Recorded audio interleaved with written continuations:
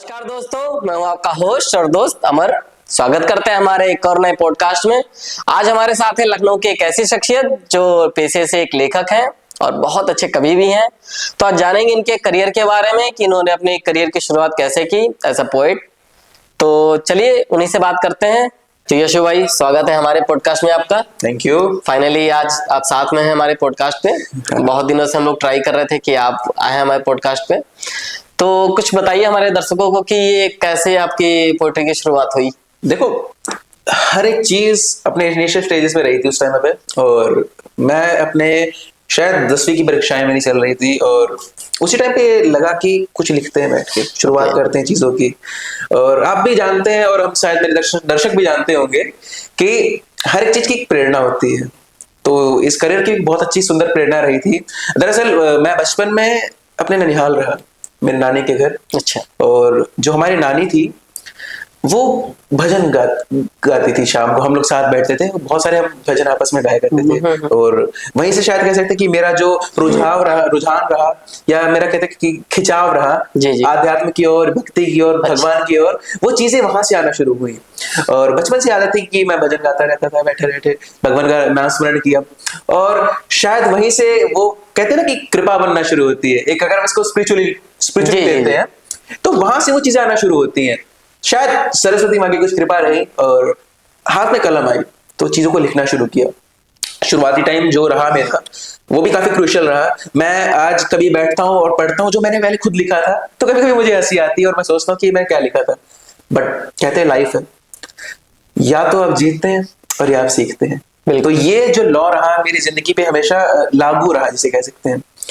तो अपनी लगभग 8वीं कक्षा में रहा था मैं जब मैंने अपनी पहली कविता लिखी थी। और मेरी पहली कविता भी शायद कुछ शबरी मोहन करके थी जो कि मैंने श्री कृष्ण पे लिखी थी। तत्पश्चात ये चीजों का कह सकते हैं कि मैं क्या बोलूं, कारवां बोलूं तो ज्यादा बेहतर रहेगा। ये कारवां धीरे धीरे आगे बढ़ता गया और मैंने चीजें सीखी और आज आपके साथ बैठा हूँ।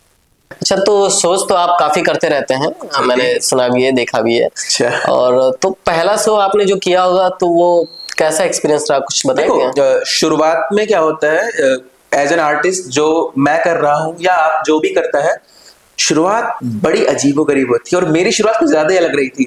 दरअसल मैं कुरुक्षेत्र था और शायद वो मेरा पहला पोएट्री शो था जो मैं कर रहा था। तो चीजें कुछ ऐसे हुई, स्टेज पे मेरा नाम बुलाया गया कि यशु शुक्ला आइए।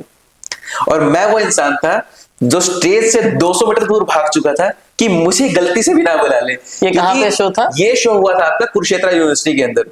मेरे लाइफ का पहला शो, सामने कम से कम 2,500 से 3,000 लोग बैठे हैं। स्टेज के ऊपर नाम बुलाया जा रहा है कि यशु शुक्ला आइए और यशु शुक्ला भाग चुका है। तो जिंदगी का ये ऐसा मोटिव था कि मैं कुछ सोच के नहीं गया था। मैंने कविताएं भी लिखी थी, मैं सब कुछ तैयार था, पर न जाने क्यों मेरे पांव कांप रहे थे। मुझे डर लगता था कि कहीं कुछ गलत ना हो जाए। और जिंदगी आपको यही सिखाती है, सक्सेस एक स्टेप दूर खड़ी है बस आपसे, आपको बस सोचना है। हम जिंदगी भर यही सोचते रह जाते हैं कि आगे बढ़े कि ना बढ़े। इरफान खान साहब ने एक बहुत अच्छी लाइन कही है, आपने शायद मूवी देखी हो, मुझे याद भी नहीं मूवी कौन सी है, बट एक इसकी बहुत अच्छी लाइन है कि टेक योर चांस बेबी। तो चांस लेना पड़ेगा दोस्त। बिल्कुल। उनकी एक लाइन है, कहते हैं कि उनके एक दोस्त होते हैं जिन्होंने एक नई कार खरीदी है और वो कार उनके गैराज में खड़ी है 3 साल से और उन्होंने गाड़ी बाहर निकाली नहीं। तो उन्हें कैसे पता चलेगा कि रोड कैसा है? चांस तो लेना पड़ेगा। बिल्कुल। ये कहानी मेरे पहले शो की। मैं बहुत डरता था पहले स्टेज से। और रही बात, ये डर शायद भारत के हर एक दूसरे लड़के के अंदर होता है। तो जब आप चीजों को करना शुरू करते हैं, धीरे धीरे धीरे धीरे धीरे फ्लो बनता रहता है। एंड मैंने लाइफ से एक चीज सीखी है हमेशा कि बस फ्लो को फॉलो करो, बात अपने आप बनता जाता है। तो यही शुरुआत थी। बहुत अच्छी बात बोल दी आपने। ऐसी चीजें चलती हैं। अच्छा, जो पहला शो आपका आपने किया था तो उसका एक्सपीरियंस कैसा रहा, वो कुछ बताएंगे? तो दोस्त देखो, ऐसा रहा कि जब स्टेज छोड़ के जो भाग ही चुका आदमी तो शो तो कहाँ होना था। मैं वापस आया और जैसे कोऑर्डिनेटर्स थे वो लोग मिले, कहते तुम कहाँ गए थे? मैं कहा भैया मुझसे नहीं होगा, कितने लोग बैठे हैं, क्या स्टेज फियर था आपको? एक स्टेज फियर जनरली हर इंसान के अंदर होता है और मेरा कुछ अलग लेवल का था। दरअसल मैं स्कूल्स में भी शोज करता आया था, ऐसा कुछ बड़ा स्टेज फियर नहीं था मुझे। बट जब मैंने उन लोगों को देखा ना और जो मुझसे पहले परफॉर्म करके गए थे, मुझे नहीं पता था वो कैसा करके गए, पर पता नहीं क्यों मेरे पाँव भाग गया और मैं स्टेज छोड़ के भाग गया था। शक्ति क्राउड के सामने, वो क्राउड को first देख time। के वो ऐसा हुआ कि बस भाई भाई नहीं होगा नहीं होगा, मैं बिल्कुल भाग गया। तो Okay. ये ओवरऑल कह सकते हैं कि पहला शो हुआ ही नहीं। और इसका ट्रॉमा कर मुझे कुछ नहीं हुआ ऐसा कि हाँ मैं इस चीज को लेके बैठ जाऊं, बस वो वहीं खत्म हो गया।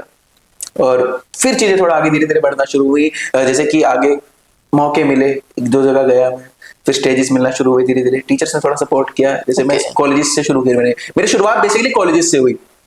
स्कूल एंड कॉलेजेस के अंदर मैंने चीजों को शुरू किया। वहां जैसे कि लिखता मैं बचपन से ही था, 8th क्लास से मैंने लिखना शुरू कर दिया था चीजों को, तो शुरुआत वहीं से हुई। और ये पहले शो तक पहुंचना भी लगा लो शायद मेरी अचीवमेंट ही रही थी कि मुझे स्टेज के लिए बुलाया गया, पर उसका सक्सेसफुल होना भी कहीं ना कहीं मुझे कुछ ना कुछ सिखा के चला गया। तो कहते हैं ना कि अंत भला लो सब भला, ये कुछ ऐसा था। बिल्कुल। तो इस चीज को फैमिली आपकी कैसे सपोर्ट करती थी? फैमिली का फैमिली की कहानी बड़ी ट्रॉमेटाइजिंग है यार दोस्त। कुछ ऐसा हुआ, बताएंगे? ऐसा हुआ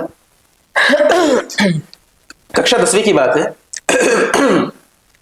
एक तो सर्दी बढ़ गई यार, सर्दी तो काफी है। तो कक्षा 10वीं की बात है, मेरा यार गणित बहुत कमजोर था, मैथ्स। तो हमारी एक टीचर हुआ करती थी अंजलि करके, तो मेरी ट्यूशन लगाई गई वहां पे गणित की। और शाम का ये कुछ 4 से लेके 5 का मेरा समय रहता था ट्यूशन जाने का।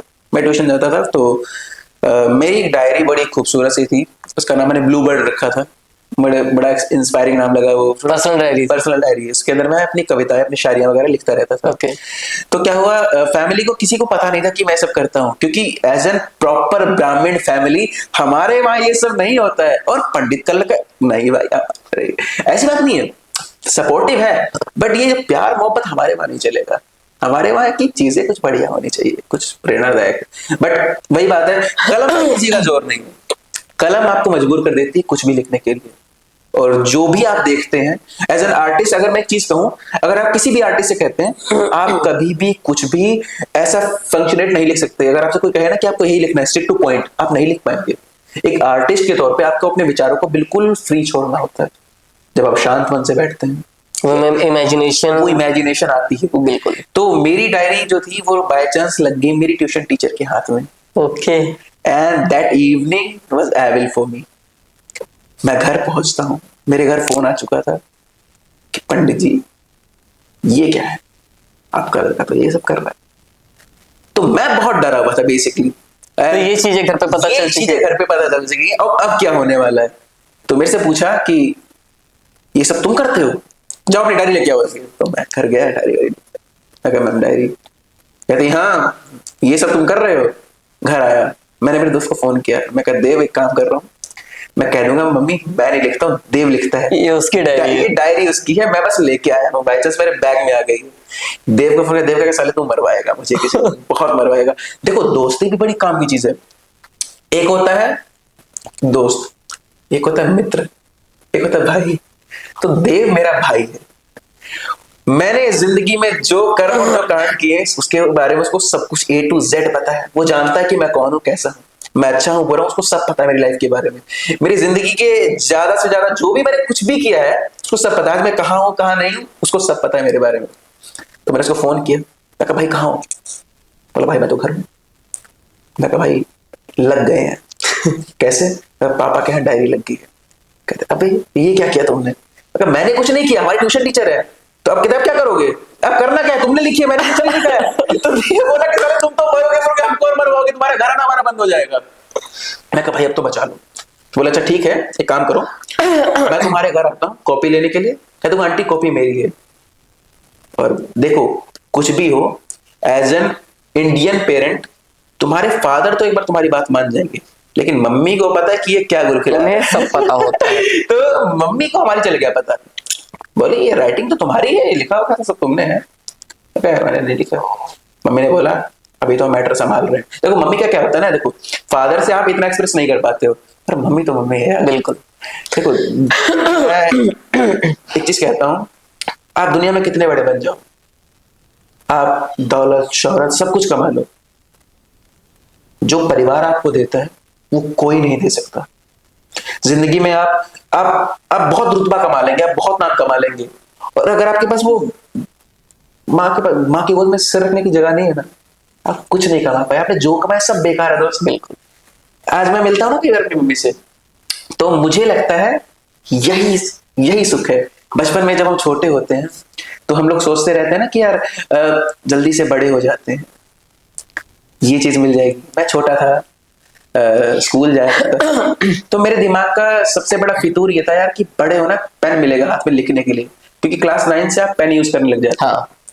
तो मैं छोटा था, मेरे दिमाग में चीज है कि यार बड़ा हो जाएगा जल्दी से। मेरे एक सीनियर थे मयंक भैया, मेरी ट्यूशन टीचर के बेटे कह सकता हूँ। तो मयंक भैया से मैं मिलता, मैं कहा भैया आपके पास पेन है? तो बोले जब तुम बड़े हो जाओगे तो तुम्हें पे पेन मिलेगा। तो दिमाग में क्रेज आया कि बड़ा होना है, पेन मिलेगा। बड़े हुए, 8th 9th में आए, पेन भी मिल गया। फिर कोशिश आई कि बड़े और होना है, अभी क्लास 9th में 10th में है, ये सब लोग बोलते हैं 12th में आ जाएंगे, थोड़े और सीनियर हो जाएंगे और कुछ मिलेगा। 12th में भी आए और बड़े हुए, और बड़ा पेन मिला, किताबें अच्छी मिल गई, लोगों ने बोलना कम कर दिया, लोग सीनियर की कह दौड़ने लगे, भैया कहने लगे, head boy head girl school में सब बनते रहे, ये सब चीजें हैं। और इच्छाएं जन्मने लगी कि और बड़ा होना, और बड़े हुए, कॉलेजेस में आए, पढ़ाई करी, यूनिवर्सिटीज के अंदर गए, थोड़ा बहुत टैलेंट था तो आगे बढ़ने लगे। फिर विचार आया कि और बड़ा बनना। तो देखो दोस्त, जिंदगी के अंदर 2 चीजें सीखो। देखो, इच्छाएं कभी किसी की पूरी नहीं होने वाली। डिपेंड ये करता है कि तुम कब समझ जाते हो कि ये जो मेटेरियलिस्टिक चीजें हैं ना, ये सिर्फ दिखावा है। रियलिटी, असलियत, और एक रियलिटी चेक आपको तब मिल जाता है जब आपसे लोग जुड़े हो। एक पॉडकास्ट ही मैं देख रहा था जाकिर खान साहब की जी। तो वो कहते हैं कि जिंदगी में ना मुझे ज्यादा कुछ नहीं चाहिए, कोई भी मेरे से मिलता है, कोई भी मेरा दोस्त है, बस मैं इतना कहता हूँ कि जब मैं मरूं तब आ जाना। और वो चीज मैं सोच पाता हूँ अपनी लाइफ के बारे में। आप कितने बड़े आदमी हो, आपकी क्या हैसियत, आपकी क्या औकात है, आपको तभी पता चलेगी जब आपकी मौत हो। ये मेरे भी शब्द नहीं है, ये एग्जैक्ट लाइन जाकिर खान साहब ने बोली थी कि आप कितने बड़े आदमी हो, आपकी क्या औकात है, आपको तभी पता चलती है जब आपकी मौत होती है। आप तभी जान पाओगे। वो लोग आपको जो आपके आसपास घूमते हैं ना, वो दिखा देते हैं। क्योंकि देखो, बातें आपकी तभी होना शुरू होती है जब आप कुछ करके गए हो, अच्छा है या बुरा, बिल्कुल। वो तभी पता चलता है। और रही बात फैमिली की, देखो उन्होंने मेरे लिए जो मेरे लिए वो बेस्ट कर सकते थे, उन लोगों ने मेरे लिए किया। मैं कभी उनको दोष नहीं देता इस चीज का। एज एन आइडियल फैमिली, हर एक माँ बाप चाहते हैं कि उनका बेटा पढ़ लिख के एक बड़ा अफसर बन जाए। बिल्कुल। वो अपनी जिंदगी जी चुके हैं भाई, वो अपनी जिंदगी जी चुके हैं, वो जी भी रहे और आगे जी भी लेंगे, उनका खर्चा चल रहा है। सिंपल शब्दों में अगर मैं कहूं जी। तो मेरे फादर, हमारी इतनी बॉन्डिंग स्ट्रांग नहीं है, बट उन्होंने जो भी मेरे लिए किया बहुत किया। तो आपके फैमिली आपको सपोर्ट करती थी इस चीज के लिए? उनका मतलब इंटेंशनली वो इस चीज के लिए एग्री नहीं करते थे, कहीं ना कहीं इंटेंशनली वो इस चीज के लिए एग्री नहीं करते थे, बट हाँ वो चाहते थे कि मैं ग्रो कर जाऊं। क्योंकि जब वो देखते थे कि कुछ कर रहा है तो उन्हें लगता था कि हाँ कुछ कर रहा है। फैमिलीज का देखो क्या होता है, इंडियन फैमिलीज के अंदर एक चीज होती है, वो हमेशा एक चीज चाहते हैं कि लड़का स्टेबल हो जाए, बिल्कुल। मारा मारा ना क्यों। तो उन्होंने सपोर्ट नहीं किया, उसका रीजन ये था कि वो चाहते थे कि मैं कुछ बन जाऊं। कोई गलत इनिशिएटिव नहीं था। आज वो मुझे करते हुए देखते तो उन्हें पता कि लड़का कुछ कर रहा है। तो ये एक रोल था। मैं नहीं कहूंगा कि उन्होंने मुझे कभी सपोर्ट नहीं किया, बट हाँ एक चीज कहूंगा कि हाँ थोड़ा अगर वो चीज मुझे मिलती शायद कुछ अच्छा एक्सपोजर आ जाता। बट हाँ जितना भी उन्होंने किया मैं उसके लिए बहुत ग्रेटफुल हूं। बहुत। बिल्कुल।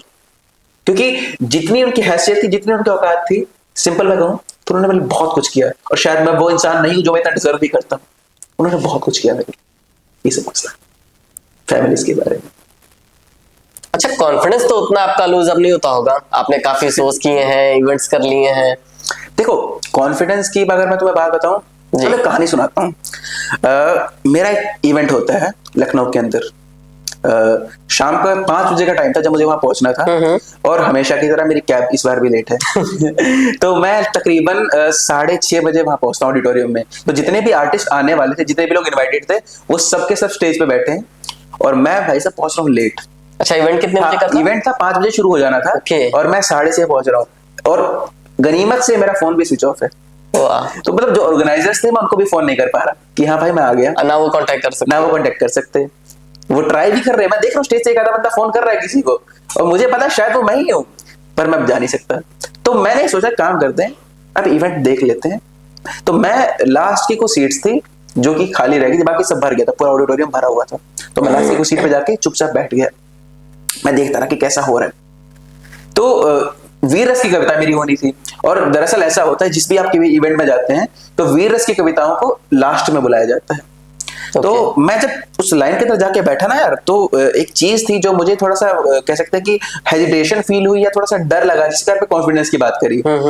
मैं जिस लाइन में बैठा था बहुत ही नॉर्मल वेयर में गया था, एकदम कैजुअल्स में, और मेरे आसपास जो लोग बैठे थे यार कपड़े बहुत अच्छे थे भाई, कपड़े सच में बहुत अच्छे प्रॉपर तैयार हो के लिए जैसे वो पहनते हैं ना, वो ऊपर से overcoat and all that stuff, तो वो सब उन्होंने पहन रखा, और मैं जस्ट नॉर्मली बैठा था जाके वहां पे। तो एक बार होता है सोसाइटी के अंदर, क्या होता है ना, सोसाइटी में लोग आप जैसे लोग कहते हैं ना कि you should be kind hearted and all that stuff, लोग जोड़ते हैं कि तुम्हारा दिल अच्छा नहीं है भाई, जो दिखता है वही बिकता है। कपड़ों से भी जज करते हैं, कपड़ों से बहुत जज किए जाते हो और एक वो सब झूठ है, कहते हैं नेवर जज a book by its cover, सब झूठ है। लोग बहुत जज करते हैं आपको, आप जैसे दिखोगे, आप जैसे बोलोगे, जैसे चलोगे, जैसे बैठोगे, लोग बहुत जज करते हैं। बिल्कुल, ये सब दिखावा है जो आपसे लोग कहते हैं कि सच्चे दोस्त, सब झूठ है। जो दिखता है वो, जो दिखता है वही बिकता है। मैं बैठा था लास्ट लाइन के अंदर, मेरे साथ वाले लोग बैठे थे, बड़ा अनकंफर्टेबल उनको फील हुआ कि ये कौन आके एकदम से बैठ गया। मैं थोड़ी देर शांत था, मैं बैठा रहा आराम से, इवेंट चलता रहा। इवेंट बहुत बढ़िया था, बहुत अच्छे अच्छे कवि आए थे, मेरे एक अच्छे बहुत अच्छे मित्र हैं गुलजार करके, वो भी वहां पर परफॉर्म कर रहे थे, तो इवेंट बहुत अच्छा चला। तो जब श्रृंखला आखिरी के कुछ पायदानों पे पहुंची तो उन्होंने नाम बोला कि यश शुक्ला अगर है यहाँ पर तो कृपया प्लीज आ जाइए। तो मैं लास्ट में बैठा था, और तब लगा यार कि बहुत मरवाली भाई तूने, अब मार के आते हैं अगर मैं शुद्ध हिंदी भाषा में बोलूं तो मैं बहुत देर से बैठा था। फिर मैं जैसे उठता हूं वहां से, तो लगा कौन जा रहा है, कहाँ जा रहा है, घर जा रहा है। उठा, लास्ट से बैठा था, मिड रास्ते से रेड कारपेट पे, और मैं जा रहा हूँ स्टेज की तरफ। जो लोग बैठे थे देख रहे कौन है, स्टेज पे गया। 8 मिनट की मेरी कविता चली है। 8 मिनट की कविता के बाद लगभग 1 मिनट का स्टैंडिंग ओवेशन मुझे मिला, और फिर वापस आके उन्होंने बोला कि आप स्टेज पे बैठ जाइए। मैं कहा नहीं, मैं लास्ट पे उसी सीट पे जाके बैठा जहां मैं पहले बैठा था। हाथ आ रहे हैं मिलने के लिए कि कहां से हैं आप, बहुत अच्छा लिखते हैं, कब से लिख रहे हैं, किसने सिखाया। तो दोस्त कहने का मतलब ये है, कॉन्फिडेंस लूज सबका होता है, एक बार लगता है, लेकिन सोसाइटी बहुत अजीब है दोस्त, आप जज किए जाते हो। अगर कोई काबिलियत नहीं है ना, आपको कोई नहीं है, आप लोग बड़े उम्मीदें पाल लेते हैं लोगों से। रिलेशनशिप की बात अगर मैं करूं, जी जी, लोग बहुत उम्मीदें पाल लेते हैं। एक बड़ा कंसेप्ट है ट्रू लव का, लोग मेटेरियलिस्टिक नहीं होना चाहते, सब दिखावा है, सब झूठ है। लोग आपको देख के आपके पास आते हैं, अगर उनको कुछ भी प्रॉफिट नहीं मिल रहा है, आप उनके लिए इस दुनिया के अंदर, साया के अंदर एग्जिस्ट भी नहीं करते। बिल्कुल, नोटिस किया मैंने। भाई शोज तो आपने काफी किए हैं, तो कुछ शेरो शायरी यहाँ भी हो जाए। तो यार एक मतलब बहुत अच्छा, शायद कह सकता हूँ कि पसंदीदा शेर है मेरा, और जो मैंने बिल्कुल कुछ भी चलेगा। तो मैंने बहुत टाइम पहले लिखा था, जब मुझे लगा कि इसकी जरूरत है जी। तो शेर कुछ ऐसा था कि उसको भी पसंद था मेरे साथ बैठना, वाह, उसको भी पसंद था मेरे साथ बैठना, हमारी भी शामें उनके साथ हुआ करती थी। क्या बात, कि उसको भी पसंद था मेरे साथ बैठना, हमारी भी शामें उनके साथ हुआ करती थी, और वो जो जा रहा है दूर मुझसे मेरा है, कि वो जो जा रहा है दूर मुझसे मेरा है, जानते हो हमारी भी कभी बात हुआ करती। वाह। तो ऐसी कुछ चीजें थी, मतलब है कुछ चीजें जब लिखी गई थी। बहुत अच्छा है, लग रहा है कुछ आपका भी दिल टूटा है। देखो आदमी लिखता तभी है जब दुख में हो तो बिल्कुल ऐसा, मतलब कुछ खासा दिल तो नहीं टूटा। अगर बताना चाहें आप, मतलब ऐसा कुछ नहीं था, बस कुछ लोग थे जो जिंदगी में आए, और कुछ लोग हैं जो अभी जिंदगी में भी हैं, और कुछ लोग हैं जो चले गए हैं। दरअसल क्या बताऊं मैं तुम्हें दोस्त कि एक कविता है मेरी कि मैंने उसे चांद देखा, ख्वाब देखा, बेहिसाब देखा, कि मैंने उसे चांद देखा, ख्वाब देखा, बेहिसाब देखा, गिरते देखा, उठते देखा, मेरी नजरों से बचते देखा, शाम ढली तो नदियां देखा, शाम ढली तो नदिया देखा, लहरों जैसा चलते देखा, अरे मैंने उसकी आंखों अपनी शाम और सवेरा देखा। तो ये एक तरफा कह सकते हैं, एक कविता के जरिए इन्होंने अपनी कहानी बता दी। तो दरअसल वो कहते हैं ना कि सब कुछ मिल जाएगा जिंदगी में तो तमन्ना किसकी करोगे। तो ये केस कुछ ऐसा रहा, तो कुछ ज्यादा कुछ खास इसमें ग्रोथ नहीं हुई। बाकी फील्ड्स में ग्रोथ हुई है, पर इस फील्ड में भी बहुत पीछे हैं। और कहीं ना कहीं ठीक है, जिंदगी है, सब कुछ नहीं मिलता सबको, और I'm happy with it। सही है। जिंदगी एक कमरे में बहुत सुंदर गुजारी जा सकती है, जिंदगी कितनी खूबसूरत हो सकती है कमरे के अंदर भी, और अकेले भी आप बहुत खुश हो सकते हैं। मानता हूं कि टाइम के साथ लगता है कि एक शख्स का या किसी का भी हम कहते हैं साथ बहुत जरूरी है, पर जरूरी नहीं कि मैं उस चीज को कहूंगा कि एज एन पार्टनर जरूरी है। एक अच्छा दोस्त भी आपकी जिंदगी को बहुत खूबसूरत बना सकता है। बिल्कुल। और मेरी जिंदगी में मुझे ऐसे बहुत से अच्छे लोग मिलते रहे, चाहे मैं कहीं भी रहा हूं। मेरी जिंदगी में हमेशा एक ना एक ऐसा शख्स हमेशा रहा है जिसने मुझे मतलब हर एक पॉइंट पे सपोर्ट किया हो। मैं कहीं भी रहा हूं, मुझे ऐसे लोग मिलते रहे, तो वो कमी इतनी खास महसूस अभी तक नहीं हुई है। पर कभी कभी लगता है कि हाँ कुछ जरूरत है, बट ऐसा कुछ खास नहीं। ये सब कुछ ऐसा। ये पैसों को लेके क्या सोचते हैं? देखो पैसे तो मुझे चाहिए। देखो बात ऐसी होती है कि मेटेरियलिस्टिक होना गलत नहीं है, बट ओवर मेटेरियलिस्टिक होना गलत हो जाता है। एक एग्जांपल देता हूं मैं आपको। जैसे देखो, आप पैसा कमाते हैं, ठीक है, आप अपने शौक पूरे कर रहे हैं, बिल्कुल। आपने बड़ा घर बना लिया, एक अच्छी गाड़ी ले ली, हर एक चीज आपके पास है, ठीक है, आपको मजा आ रहा है।